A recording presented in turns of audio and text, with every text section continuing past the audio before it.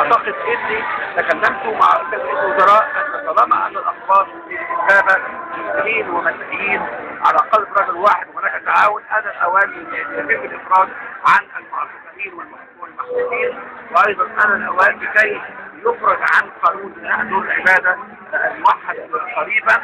النهارده مشهد رائع ومنظومه رائعه، ولاول مره ان كان سكنه بالاقل من 21 يوم او 18 يوم. هذا يعني مشهد. هل وعد حاجه يا سياده المستشار؟ الشيخ شرف وعد حاجه؟ يعني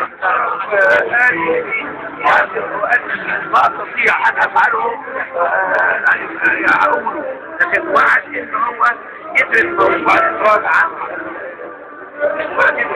عن جهات الشرعيه من دماغه انه لا يستطيع، لا يعني الا بما يستطيع ان يفي به كما حدث في مسيره، لكن كان رجل يعني منفتح للكل، سعيد في اولاده الصغيرين واخبار، سعيد في هذه المنطقه لحل مشاكل مصر. شكرا جزيلا.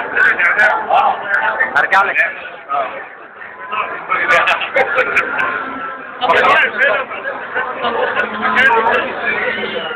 ايوه